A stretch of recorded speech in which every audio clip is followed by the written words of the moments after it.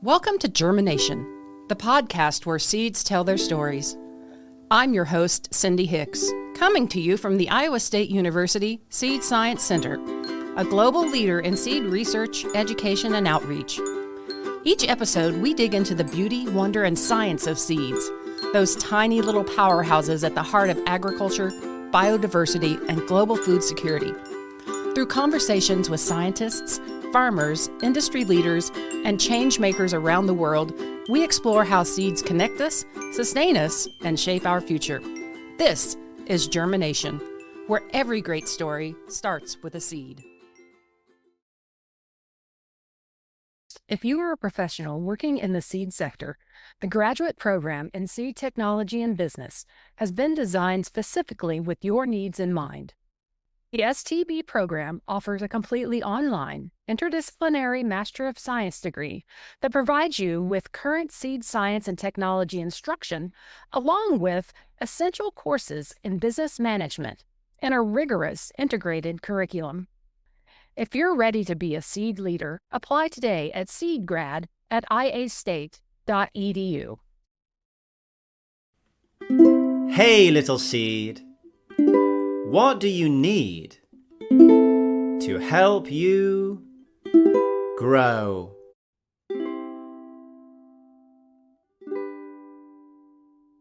In this episode of GermiNation, we take you inside the 2025 World Food Prize Borlaug Dialogue, where innovation, legacy, and global collaboration take center stage. I sit down with three inspiring voices in agriculture. Dr. Manjit Misra, former director of the ISU Seed Science Center and the USDA's National Institute for Food and Agriculture; Julie Borlaug, president of the Borlaug Foundation, granddaughter of Nobel Laureate Dr. Norman Borlaug, and passionate proponent of initiatives to end hunger. And we'll wrap up with Dr. Baptiste Tignegre, Regional Seed Systems Lead for the African Agricultural Technology Foundation. Together, they share insights on the past, the present, and the future of feeding the world. From the Green Revolution to the next generation of hunger fighters, welcome to GermiNation. Dr. Misra, you've spent much of your career advancing seed science and policy around the world. How would you describe the current state of the global seed systems today? I think the global seed systems today is, in some ways, going in the right direction, but there are a lot of also improvements that need to be made. When I say it's going in the right direction, that means people are realizing that seed is the foundation of food, agriculture, and production. And so quality seed is where it all starts. It's the beginning of agriculture. But in many ways, it is also the end point where you need to have seed from the crop to get it all over started again. So as I say, it's not just the science of seed, but it is also the fact that there is a life in each seed, and that life is waiting to express itself. So I think that that is the current state of affairs. And you also asked about policy. I think the big picture is the policy picture. If the policy is not right, even if the good seed is made, it's not going to be available for the farmers to plant. So the policy should be such that it is going to have access to seed, good seed, by the farmers. So what are some of the most critical challenges we face globally when it comes to seed access, quality, and innovation? Yeah, I think the challenges are that many times the seed policies are not based on science. I think they are based on politics. For example, there are many countries where the seed law is written in such a way so that there is no public and private sector partnership. And there is too much exercise of control instead of development. So I think that is the challenge. How do we structure, how do we develop policies that are science-based and that are actually thought out in a very thoughtful way so that it brings the public and private sector together to get the seed where it is needed by the farmers. So how do issues like climate change, conflict, or policy gaps affect farmers' ability to access good seed, particularly in developing nations? Yeah, I think let's take one thing at a time. You talked about conflicts and climate change and so on. The conflicts, you can see Ukraine is the biggest example of how conflicts can really make access to seed a very difficult thing. It's that Ukraine really does not have the quality seed access because certainly the seed companies are not really allowed to do certain things that they should be because of the invasion. And also whenever they have good amount of grain that is not being exported to the countries. So it's a supply and demand. So the seed is the one that, of course, produces grain, and the grain is marketed. But if that pipeline is cut off, then it's also going to affect the seed supply. So in many ways, I think the conflict is a big challenge. Now, the climate change is another big challenge. Because with the climate change, I think you have to develop the seed that can be adapting to the new climate situation, because there is so much volatility. We see how, things are very dry and then wet. There is a lot of volatility, lot of change. It's the change. So the seed has to be bred so that it can respond and still produce a very good amount of grain. And the new seed technology, the new seed companies, they have been amazingly successful in breeding a seed that is, resistant to some of these variations.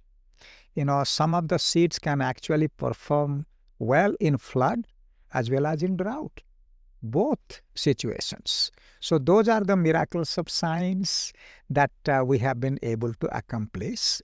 And so those things need to really continue. That's the challenge. How do we continue that kind of research?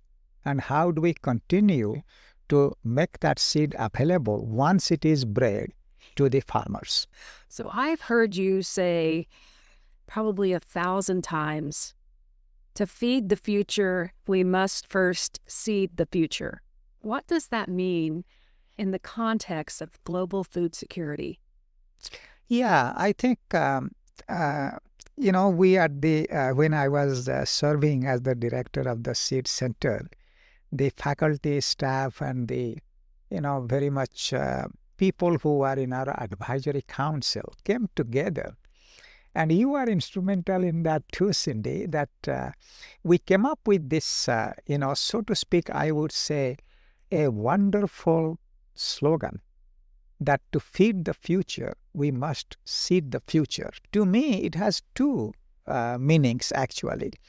One is, of course, we have to, have a quality seed, and we are involved in the whole system of seed development.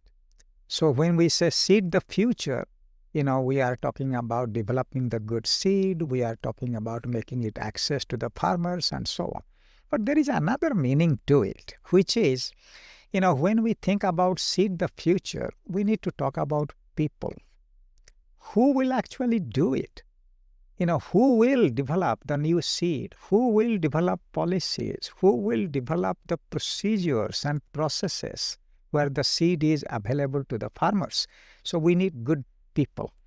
So when we talk about the future, we are also talking about the next generation of people who are educated with the seed science and technology, with the various, system issues, not just the seed science and technology, but social sciences, engineering, and business, and so on. So that is also seed the future, which is getting the right people into the pipeline so that the work will continue. I am fortunate enough to be at the World Food Prize today with you, the Norman Borlaug Dialogue, and I also am fortunate enough to have brought 5 grad students from the Seed Science Center with me, and they are definitely the future, very bright. In your years at the Seed Science Center and at NIFA, what have you learned about how seed systems shape communities, not just crops? This is an extremely insightful question, because the seed is not only going to be the fundamental of agriculture, but it is also going to influence the community. Because when you produce seed, when you are able to market it, you get an income. Many times farmers do things because they love it. But agriculture is also a business. So I think when a farmer gets enough earning, they will send their kids to school. They will become active members of their church. They will become active in Rotary Club, in Kiwanis, and so on. And they will do philanthropy. So the community is also lifted up. It's not just that they are making agriculture, but also it's the life situation, the living. It's not just so improve the livelihood is what they do, and that's how they develop the community. How important is it to balance scientific innovation with local seed knowledge and biodiversity when developing global seed systems? Yeah, I think the balance is always important. There are many times there are 2 ways you can go. And I think a mistake is made when people go extreme to one side or the other. But having a balance, for example, some of these genes that we want to put into developing new seed, they are available only in a biodiversity way, in the nature. So how do we also maintain that genetic pool? And that way we can have new genes. At the same time, we need to develop the science so that we can get that gene into the crops, so that we can enhance the gene pool and develop new seeds and make that available. Well, we can't overlook the fact that we are at the World Food Prize, the Borlaug Dialogue, and not mention Dr. Norman Borlaug and Dr. M.S. Swaminathan, 2 men that you knew and 2 men who quite literally helped feed the world. What was it like to know and work alongside them? It was inspiring to talk to them, to talk with them, to listen to them is something that really lifts you up. In fact, I remember that, when Dr. Norman Borlaug, of course, was on ISU campus, many times he would love to talk to the students. He would just simply, after all this good discussion is done, he will say, "Where are the students? I want to see them. I want to meet with them." And that's the way Dr. Swaminathan was. I met with him several times. In fact, if you remember, you would already know, but if you remember, we invited him to Iowa State University campus. We also were honored to give him an honor of a doctoral degree from Iowa State University. At that time, he gave a talk, and this was so eloquent talk, how, he did his work, how persistent he was, and how it was miracle. He called it the miracle of seeds. And then the farmers were producing, and India became self-sufficient. And, so both these 2 people, when you talk about Dr. Norman Borlaug and Dr. Swaminathan, they are the ideal examples that our students should look up to follow in their footsteps. And I think then the world is going to be a better place. I think you can be counted among those people that students need to look up to. In what ways did their philosophies or their personal approach to science influence your own leadership and vision for seed science? I think the thing that I find in these two visionaries, I will call them the visionaries, is to have the strong faith that things can change, things can be better. And in the beginning, see, this is why they are visionaries. They see things that other people do not see. They have the strength of conviction that if we put in the effort and if we bring other people, if we collaborate with others, for example, Dr. Norman Borlaug, until he collaborated with some other people, it was not going to be the way it is now. So he actually promoted this collaboration. He cultivated the ideas. He promoted collaboration. And then I think things were starting to take place. So I think what we can learn from these two visionaries is their sense, the faith, internal conviction that things can be changed for better, and then pursue that path until, it is done. And they were so humble. Humility is another thing that were very much common to these two individuals. So to be confident, but also humble. Both Borlaug and Swaminathan believed deeply in connecting science with service. How has that belief shaped your career and your approach to education and outreach? I think it has actually been the, so to speak, catalyst in my work, because I am also very much, I will bring another visionary, which is Dr. George Washington Carver. And when you talk about service, Cindy, he said, service is the measure of our success. Just imagine that, to be able to serve. If our work can feed just one more woman or one more child, with some good food, nutritious food, then all our effort would have been worthwhile. The Green Revolution transformed agriculture, but it also sparked a new question about sustainability and equity. How do you see the next revolution in seeds evolving? Yeah, it's hard to say, but certainly when you solve a problem, which Green Revolution solved a major problem of hunger, there are certainly other issues that come up. So I think this is why we have to be focused on science. As those problems come up, you need to solve them. And then just simply learn. Science is all about learning. So you have to learn what are the problems that are coming your way. Perhaps even anticipate some of those problems, what it is going to do to our environment. Not just to the food, but to our environment. How do we balance the two? We talked about balancing. How do we balance the two? Having enough food in an environmentally sustainable way. So that's what science is all about, solving problems and learning from what you have done and do better. As someone who has led both the Seed Science Center and the National Institute for Food and Agriculture, how do you see the United States contributing to global seed systems development today? I think United States has a tremendous role to play. First of all, I think we have the land grant system. That's what the National Institute of Food and Agriculture, NIFA, did.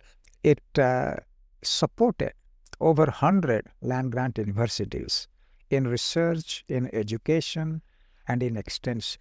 See, we haven't talked about extension, but extension is also a wonderful, beautiful aspect of land grant system, which is not present in many other countries. So just those three aspects of land grant system: research to discover knowledge, extension to take that knowledge and make it useful practices, and then education so that we bring up the next generation of people who will do both research and extension. So that kind of system where the threefold mission is something that we need to do, and US does that the very best. So we are in an enviable position not just to provide food security for the country, but for the world, contribute to the world. Following up on that question, what role do you think public-private partnerships and international collaboration play in addressing global seed challenges? Yeah, it's a very good question. In fact, today in the World Food Prize deliberations, they were talking about the public and private sector partnership, which is, I think, the way to move, whether it is seed, crop, or animal, move the technology forward, to bring the product forward, and so on. Because the public system basically does the research to discover the knowledge. But then the private sector should get the hand off. Of course, the private sector sometimes nowadays is also developing their own knowledge base, which is good. But no matter how the knowledge is developed, the private sector is in the best position to take that knowledge and then transfer that knowledge into useful product, useful process. And so the private and public partnership is a powerful tool. In many countries, the private sector really does not have as strong of a role, but I think it is imperative that they come together. The private sector has not only the resources, but they also the knowledge base to do some very good things. And then they are very efficient. They are very efficient in delivering that product. We have to not forget that efficiency is also necessary. So the efficiency type of things that you see in the private sector, the public sector can actually learn from it, and they can come together. But the public sector has a role, big role to play, because they can develop the tools and technology that will be available to all private sectors.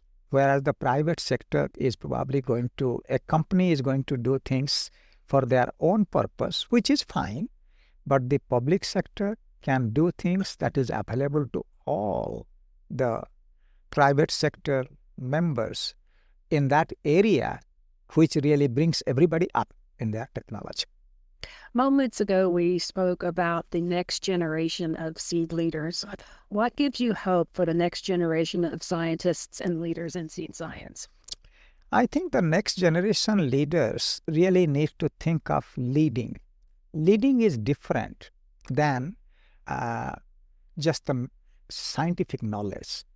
In leading, we are talking about not just the scientific knowledge, but how to communicate, how to build teams, how to lead in times of uncertainty. And times are uncertain right now. So leading is very different than subject matter expertise.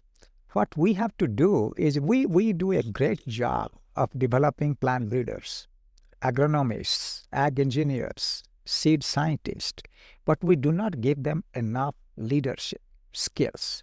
So how do we really give them that leadership skills, which is soft skills of communicating what they are doing, what they are learning, so that they can get the resources they need? How do we teach them so that they are able to tell it in the storytelling manner? Communication is, I think, a big part of leadership, building team, working with others, collaborating with others, so that there is no silos. But there is, we break down those silos and we really learn to work with each other. And then it is 2 plus 2 is not 4 anymore. 2 plus 2 could be 5 or 6 or 7. So one last question while we wrap up here. If you could share one message with young people entering agriculture and seed science today, something you learned from Borlaug or Swaminathan, what would it be? It will be to say yes. Say yes when an opportunity comes. I think sometimes they are too shy to accept the responsibility. They think it is humility not to, say yes. But I think it is just wonderful to be able to say, yes, I am going to accept this responsibility and I'm going to put my best foot forward. I'm going to give my best effort. So to say yes with enthusiasm and then learn to work with others is what I would encourage our young students to do, young people to do, the next generation to do. Dr. Misra, it was a pleasure speaking with you, as it always is. Thank you for joining us on Germination at the World Food Prize. I like that word, germination. So we are germinating new ideas. And so thank you for, this podcast. I hope that, people enjoy it. And thanks for the opportunity. Take care. Julie, welcome to this episode of Germination. Thank you for having me. So let's start with your story. What inspired you to pursue a career in agriculture, and what path led you to where you are today? I would say what really led me to agriculture was I was in college, an international studies and political science major, and I actually went into fundraising and nonprofit development and got an MBA. And I was working for the Salvation Army and the American Cancer Society. And I really sat back and thought, what is one of the most compelling things that I would like to help change? And it was hunger. And of course, had to do with my grandfather. And so that is how I entered agriculture. I am from Texas A&M. The Borlaug Institute for International Agriculture hired me. We did we did funding of international programs, and I really fell in love with agriculture. And the wonderful thing was it gave me the opportunity to work with my grandfather. So what was it like growing up with the Borlaug name? Did you feel a sense of responsibility or pressure to follow your grandfather's footsteps? So there are 5 grandchildren. None of us knew who my grandfather was. We called him Two Daddy, and that's because my brother... my mom always called him Daddy, and my brother was the first grandchild, so he thought that was his number 2 daddy. So Two Daddy to us was a man who kind of came through Dallas on his way back down to Mexico, or coming back, from Asia or Africa, and he would be there for 2 or 3 days, and then off he went. In 3rd grade, I was doing a little reading comprehension, and it was on my grandfather and the Green Revolution. And it was called an SRA. And it was the first time I truly realized, oh, he's famous or he's done something. And later that year, I brought him to show and tell with the Nobel Peace Prize. No one knew, it didn't really excite any kids. And he got upstaged by one of my friend's hamsters. But it was really through that. And also, at Christmas, when he'd be around, I was the only grandchild who was asking questions like, why aren't we signing the Kyoto Treaty? And what are we doing here? And what are we doing there? And so he and I had a different dynamic. And, as I got older and as hunger and what his work became more of a mission to me, that's how I came to it. So your work focuses heavily on innovation, biotechnology, and global food security. What are the biggest challenges and opportunities you see in this space today? I would say one of the biggest challenges is understanding that agriculture is a science. It's just as advanced as anything you can think in medical, and it is life-sustaining. We all participate in some form of agriculture every day, whether that's just eating or whether when you put your lipstick on, which is made from corn. There's such a different understanding between the general public and those of us in agriculture about the benefits of the technology, the innovation. If you want to talk about genetically modified, I would say most people think there's about 30,000 genetically modified things in agriculture, and it's what, 12 now? So we've never done a good job communicating that. I think we thought in the 90s, no one's going to push back on what we're doing in agriculture. And so we didn't do anything. So when we had organizations who were kind of pushing back, we didn't have an answer, and we came out a little, I guess, angry. So I think that's been one of our biggest problems. I think we're embracing that, but probably one of the greatest things is this generation understands technology. They've been brought up with it. They accept it. So when we talk about gene editing, they're okay with it and they understand it. It's with older people or with moms, I have to go back and explain that gene editing is working within the plant and, just simplify the answer. And we have so many words we use in agriculture that people don't understand or misinterpret. So I think it's us really taking the time to have the conversations. Jack Bobo and I had that conversation just 30 minutes ago. He's one of the best. He is. You've been a strong advocate for public-private partnerships in agriculture. Why are these collaborations so critical to solving global food challenges? Well, if you go back to what my grandfather did in the Green Revolution, he knew that agriculture wasn't going to do it alone. So he made sure that he had the agricultural research, he had the government support, and both India and Pakistan gave their farmers support. They had inputs, so the best seed, which came from the private sector or even the research sector. They had fertilizer. They built roads for them. They helped with irrigation. And then, of course, you had the farmers.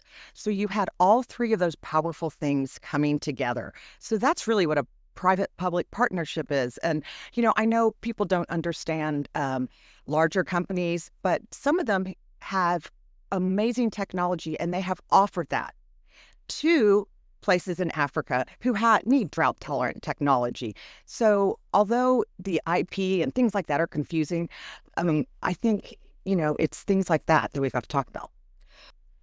As a woman in ag leadership, what has your journey been like? What advice do you have for young women entering the seed or ag science fields? I want to start with, I have been fortunate to have some of the best female mentors. I could say Catherine Bertini, Agnes Calabada, Ruth Oyongo, so many who were ahead of me and who led and were so great at bringing me into the fold. So when women say there aren't agriculture mentors for them, there are. And then those who are older in their career, make sure you hand down, you pull up someone, a female. I think there's so many opportunities. When I started, I was one of the only women in the room. And, when I started my speeches, I would say I'd like to thank the 2 women in the room. Well, now we have about 30 in the room, but we need more female scientists. We had a 20-year-old speaker earlier, female, who was phenomenal. And that's what we need. And females just bring a different, we look at things differently. So that is so needed in science. Of course, we need, what our colleagues on the male side are doing, but we need both of those to really change the dynamics with hemp. Your grandfather changed the world through the Green Revolution.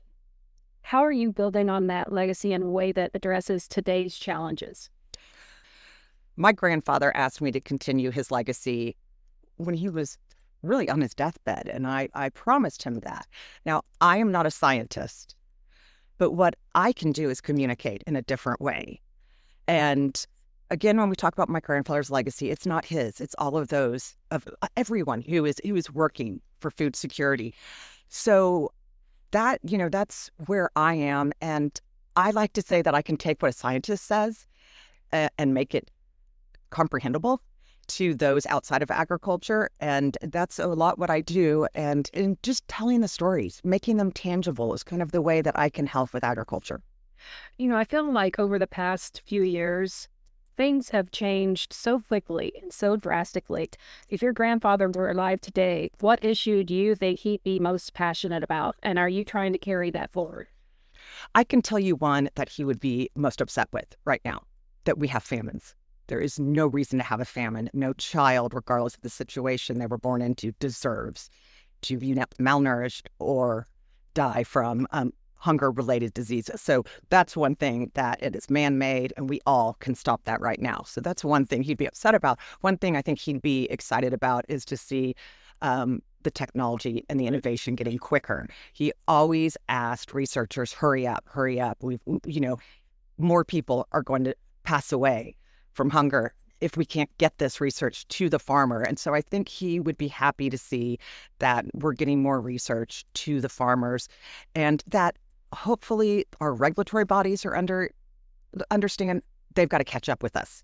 So I think that's what he would be really impressed. And I think he'd like to see that there are other universities other than land grants involved in agriculture, Harvard, Stanford. So that it's reaching such a broad audience is great. Yeah, and take it to the farmer. Mm-hmm. So what gives you hope for the future of global agriculture food systems? I think what gives me hope is we're doing a lot more youth engagement. But when you talk to young people, and I'm going to say 25 and down, they don't look at the hunger issue as we're never going to get through this. They look at it as we're going to find a solution. And to me, they seem more connected to wanting to make a better life for other people. And I have a 16-year-old son who's trying to decide what he wants to do when he gets to college. We have a year and a half. And one thing he told me was he wants to make a difference. Whatever he does, he wants it to make a difference. And I think you're seeing that more in this generation. So I have hope. The one thing that we do need to do to help is get more of our kids into science and STEM. So if we could really do that, that would really create a big difference. And I don't think that a lot of parents really comprehend that agriculture is science and STEM. So one last question, and I will quit taking up your time. If you could plant one seed of change in the world, figuratively or literally, what would it be? Capacity building. And the reason why I say that is there were programs called Borlaug USDA Fellows Program, and it brought scientists from developing countries to U.S. universities and research centers. And it was, a 3-month to 6-month exchange. And often in the case, and some of these had PhDs from their home countries or masters, they had never really worked with a microscope or with any of the tools that our scientists have. So when I talk about capacity building, that's what we have to give. We've got to bring up their labs and their regulations and the understanding of policy to the level we're at, so they can take care of themselves. So capacity building goes all the way from education and all the way up. Julie, thank you for being on this episode of GermiNation. I really appreciate it. Thank you for having me. So welcome to GermiNation, Dr. Tignegre. Thank you. May I call you Jean-Baptiste? Yes. So I am here talking to you today at the World Food Prize. Yeah. You are from the African Agricultural Technology Foundation. Yeah. The AATF has been a driving force in improving access to agricultural technologies across Africa. Yeah. How would you describe the foundation's role in strengthening African seed systems from research and development to farmers' fields? Okay, thank you. My experience, the African Agricultural Technology Foundation play a key role in the seed value chain, in that it has not only helped develop varieties, but it's working to ensure that this seed is available to farmers. And the AATF developed, let's say, a public-private partnership that enable the promotion of seed system in Africa, if I can say that. For instance, for cowpea, I'm working in cowpea. I'm a cowpea breeder. You know that cowpea seed system in West Africa is still informal. And the work done by AATF is to take this seed system for the informal to a more formal way by focusing on developing a public-private partnership where you have different actors included. One of the key actors is to ensure that seed enterprises are capacitated so that they can be able to play their role. Unlike the seed system in the rest of Africa, like Eastern Africa or Southern Africa, where they are well developed, in the West Africa, they are still starting from scratch, and ATF has to help them, support them, for instance, in improving their infrastructure, like building a cold room, supporting their cold room with sustainable energy, solar energy, for instance, to help them get the good condition to keep the seed. So AATF have been supporting from the breeder seeds to the certified seed to ensure that quality is ensured. Quality is in the seed we are delivering to farmers. So I would say that with the pod borer resistant cowpea, where AATF got involved, we are moving now the seed system from informal to a more formal seed system. So your projects have introduced improved seed varieties, including drought-tolerant and pest-resistant crops. Yeah. What are some of the most significant seed innovations AATF has helped bring to the market, and how have they changed farming communities? Okay. It's regarding, for instance, the pod borer resistant cowpea. Insects are the major cause of yield losses in Africa, mostly in the Sahelian and sub-Saharan Africa. And farmers spend a lot of money buying insecticide to tackle the issue of insects. And in addition to that, farmers sometimes are not well educated, and prohibited insecticide are sometimes used for the production, which is very bad for human health because you have residues remaining in the end product, and which is not good for human health. So by developing an insect-resistant cowpea, the transgenic cowpea, this variety is able to, by itself, to control the the pod borer, and farmers are happy, and most of them testify that when they start using this variety, the number of insecticide spray reduce, and they can feel. IPGRI implemented a study, an impact study, where it was clear, it appeared clearly that this variety has helped reduce the number of spray, and farmers are happy because it's reducing the number of time they are consulting for health issue related to hazard due to insecticide. So this, for instance, this pod borer resistant cowpea was very useful in the domain of health, but also they save money because the number of insecticide is reduced. They do not have to buy that so much insecticide. That's one thing. Now, regarding the other crop, like the maize variety, this variety released by AATF in Nigeria, for instance, last year, is confer the resistance to two insects, the fall armyworm, the stem borer, but at the same time, it's tolerant to drought. And we are in an environment where drought is frequent.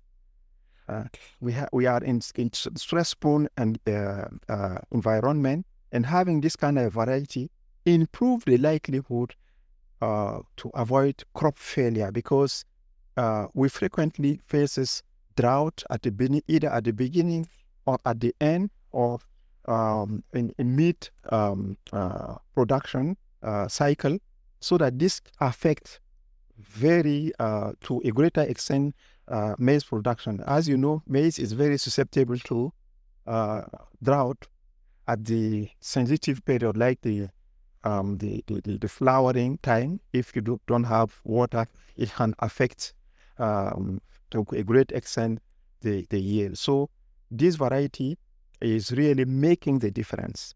And what we saw in the field also, it's clear that fall armyworms is like endemic now in the Nigeria and other West African region.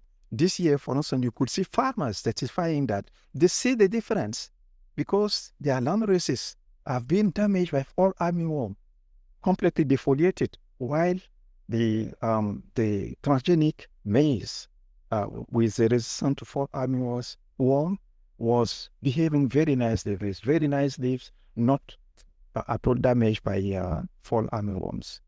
So the benefit is obvious. So when introducing new seed technologies such as biotech or hybrid seeds, how does the AATF ensure they are adapted to local conditions, and respected within traditional farming systems? Yes, you're right. With a hybrid seed, let us say that they come with a package we need to comply with so that we get the yield, the average yield. So for those hybrid seeds, we have been training farmers to comply with good agricultural practices, good irrigation practices, good post-harvest practices that will allow them to meet the yield as described in the technology user guide. So these are what we are doing actually with farmers to comply with good agronomic practices. The potential of the variety alone cannot allow them to reach the target yield if there is no compliance with good agronomic practices. Thank you. So one of the things that we talked about in the meeting this morning was that quality seed access often depends on strong distribution networks. Yeah. What strategies does your foundation use to work with national seed companies, farmer cooperatives, and agro dealers to make improved seeds available and affordable? Yeah. In the case of the transgenic seed, for instance, AATF has licensed, for instance, for cowpea, 21 seed enterprises. Because we have trained them and they know how to produce quality seed, and they are the one qualified to produce the seed and distribute seed to our farmers.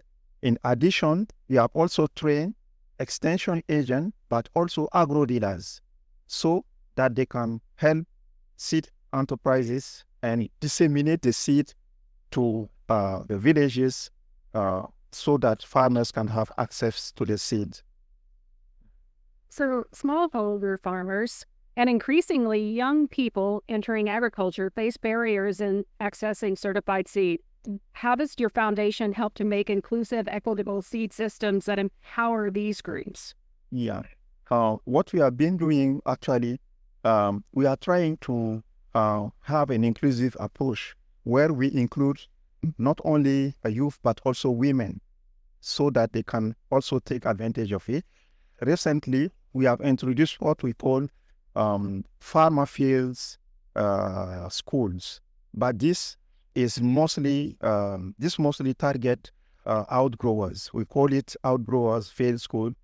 It's a school where we try to improve the know-how in seed production of outgrowers, and this requires that seed outgrowers are trained practically from the planting to the harvest. And after 1 to 2 seasons, our farmers, our beneficiaries they are empowered so that they can go and produce the seed. And also we ensure that in targeting the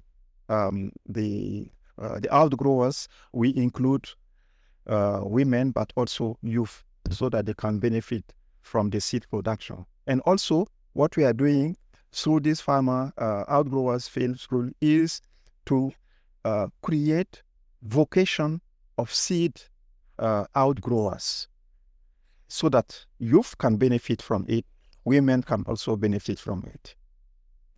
That was very good. So seed systems thrive on clear science-based regulatory frameworks. How does the AATF engage with governments and regional organizations to streamline seed approval, quality and control, and cross-border seed trade? Yes, thank you so much. That's very important. AATF developed a powerful and synergistic partnership with local entities that include the National Seed Council, that include also, for the case of GM crop, the National Biosafety Authority, and we are working in the synergistic way to ensure that quality is ensured. For instance, NAS has the responsibility to inspect the seed field and also ensure that quality of the seed is there. And at the end of the day, they will give a certification that ensure that the quality that will be delivered to farmers respect all the norms of quality. So, and NBMA for the transgenic, for instance, also ensure that the trait for which the variety was released is integer in the material we are proposing. And we also have AATF providing supervision in the field to ensure that the stewardship aspect of the activity are also respected. And we also involve other actors, the extension system, to ensure that they disseminate the knowledge to our outgrowers and even farmers, so that at the end of the day, we ensure that we have quality seeds. And we also have the quarantine institution that are working at the borders to ensure that the seed doesn't escape to countries where we do not have the authorization for the transgenic, for instance, to be deployed. So earlier today, we brought many people to the table, and I've often heard it said that if you want to get something done, you have to have the right people at the table. And so we had representatives from your foundation, representatives from the Gates Foundation, and representatives from various different departments across Iowa State University. How do you feel about that meeting now that it's completed? And do you think something will come of it? Yes, I do believe that something will come out of it, because to raise funds for to support agriculture, we need multi-stakeholders, and also we need also to have donors that are ready to support. You know that since the termination of USAID, most projects in Africa are actually suffering from this shortage of funds.